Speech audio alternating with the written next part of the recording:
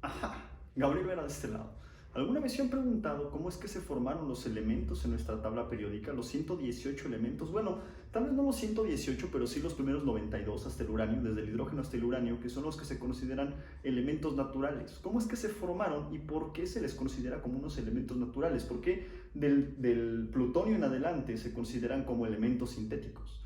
Bueno, para poder explicar el origen de nuestros elementos químicos, tenemos que remontarnos a una de las teorías más populares sobre el origen del universo, la teoría del Big Bang, de la cual seguramente han hablado, han escuchado o incluso han visto la serie que se llama The Big Bang Theory. En fin, sea como fuera, la teoría del Big Bang no surgió nada más así de la nada. Surge gracias a una de las observaciones sumamente importantes por un astrofísico en 1842, también conocido como Christian Andersen Doppler.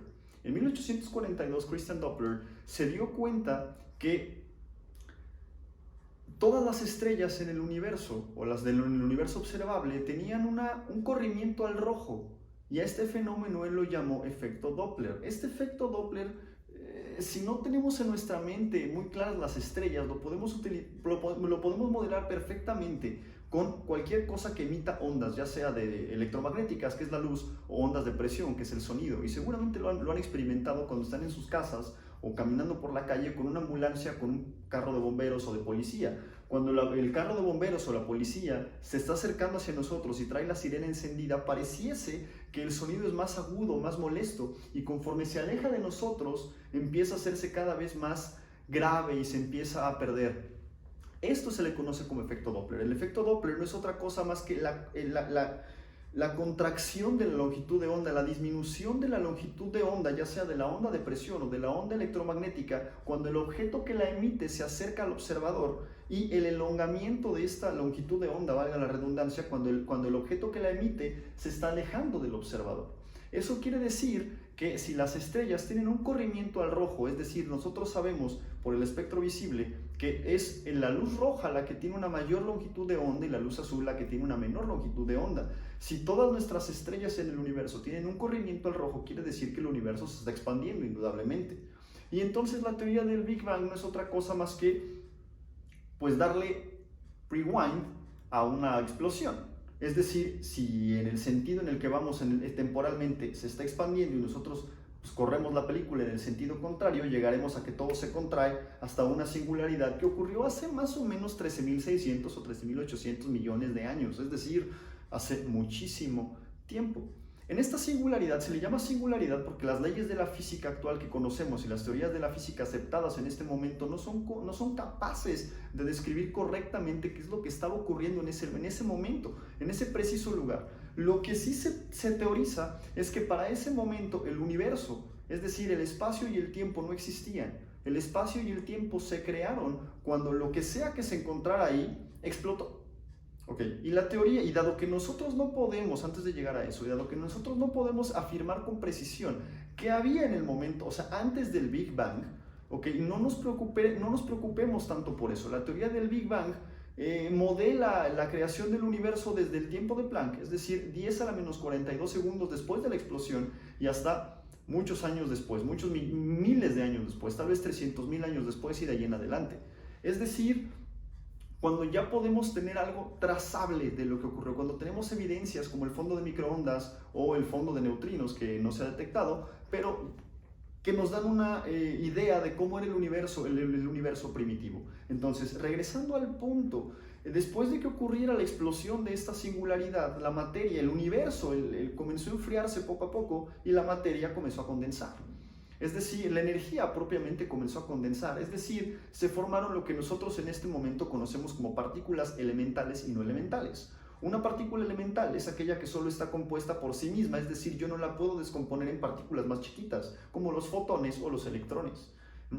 Por otro lado, están las partículas no elementales que forman prácticamente toda la materia, como los protones y los neutrones, es decir, los protones y los neutrones están compuestos por 3 quarks y dependiendo del tipo de quark que posean dentro será si la naturaleza es protónica o neutrónica. Entonces estas partículas comenzaron a formarse, quarks, protones, neutrones. Es difícil saber con precisión cuáles se formaron primero, y no me quiero meter mucho en eso. Lo importante es que estas partículas se forman y comienzan a interactuar con ellas, entre ellas, ¿ok? Y con sus alrededores, por meras atracciones y repulsiones coulómbicas. Al final del día los electrones son cargas, los protones y positrones y demás también son cargas, y también por otra fuerza nuclear que se le conoce como fuerza nuclear fuerte, que es la que, por ejemplo, mantiene a dos protones y neutrones unidos en un núcleo, ¿ok? Entonces, independientemente de cómo haya ocurrido, lo que sí sabemos es que se formaron, pues, el bloque principal de construcción en el universo, que es el átomo más simple, el hidrógeno. Sabemos que el hidrógeno tiene tres isótopos, deuterio y tritio, protio, deuterio y tritio, siendo este el más básico y el que compone más del 90% de la materia que existe en el universo observable, y probablemente en todo en el universo, aunque no sea observable, ¿ok? Este hidrógeno es materia, es decir, tiene masa, y dadas unas de las leyes propuestas por Sir Isaac Newton, la ley de la gravitación universal establece que todo objeto que posea una masa ejerce una fuerza gravitatoria sobre los que lo rodean. Si bien sabemos que la gravedad no es propiamente una fuerza, ¿okay?, sino es más bien una deformación espaciotemporal, nosotros podemos modelarlo de una manera decentemente correcta si suponemos que es una fuerza. Así que suponiendo que es una fuerza, este átomo de hidrógeno tiene cierta capacidad para atraer a otras cosas que tengan masa. ¿Ok? Entonces, conforme se creaban más y más átomos de hidrógeno, que es el bloque, los elementos más sencillos que se pueden crear solo con protones y electrones que provinieron del Big Bang, de la condensación de esta energía, ¿ok? Pues se van a formar cúmulos de hidrógeno, y estos cúmulos de hidrógeno, conforme van acumulando masa, también van acumulando algo muy importante, gravedad. Y esta gravedad empieza a tener cierta importancia para la creación de los elementos. Es decir, una vez que esta masa supera cierto límite o cierta masa crítica, ocurre un fenómeno muy interesante conocido como fusión nuclear, ¿ok? Que es lo que de hecho le da luz o lo que da energía en nuestro Sol. Nuestro Sol propiamente no está quemando hidrógeno, es decir, no es la combustión de, por ejemplo, el metano con oxígeno en nuestras estufas, o el gas licuado de petróleo, gas LP, gas natural, el que sea, en nuestras estufas. No está quemando hidrógeno, está fusionando hidrógeno. Es decir, en el centro de esta estrella tan masiva es tanta la gravedad que dos átomos de hidrógeno compuestos, hice este protón un poco grande, perdón, compuestos por cada uno por un protón, ¿ok?, y por un electrón, son presionados uno contra el otro pero con tanta fuerza, con tanta energía, que se vence la barrera de Coulomb. No olvidemos que estos electrones son negativos y existe una fuerte repulsión coulombica entre ellos. Bueno, es tanta la gravedad que son obligados a estar juntos y se fusionan para dar un elemento un poco más grande.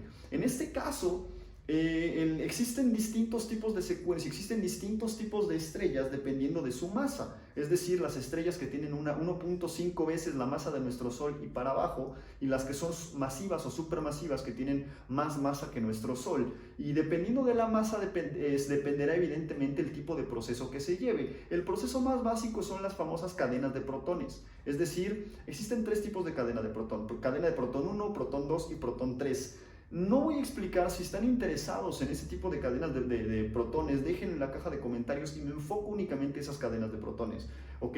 De manera muy general, una cadena de protones no es otra cosa más que tres átomos de hidrógeno, tres átomos de protio propiamente, ¿ok? Lo voy a dibujar solamente de esta manera, ¿ok? Bueno, no, lo voy a dibujar bien: un protón y un electrón, de acuerdo al modelo atómico de Bohr, que si bien no es el modelo que correctamente describe todos los fenómenos de los átomos, pues es un modelo similar a los planetas que nos permite hacer este tipo de ejemplos de una manera sencilla. Entonces, la gravedad es tan grande que estos tres átomos se terminan fusionando para dar un isótopo, un átomo más grande, que es el helio 3, liberar positrones y un electrón neutrino. Y de esa manera, entonces se está creando, a partir de átomos más pequeños, se están creando otras partículas y un átomo más grande, ¿ok? Y es así, helio 3 después reaccionará tal vez con otro hidrógeno para dar helio 4 o algún otro isótopo del helio, probablemente litio, que es el siguiente en la línea, y así sucesivamente, ¿ok? Lo que está haciendo nuestro Sol en este momento es este tipo de cadenas de protones. Este tipo de fusiones entre protones generan núcleos más grandes, liberan grandes cantidades de energía y es por eso que emite toda esa energía y llega hasta nosotros y nos calienta.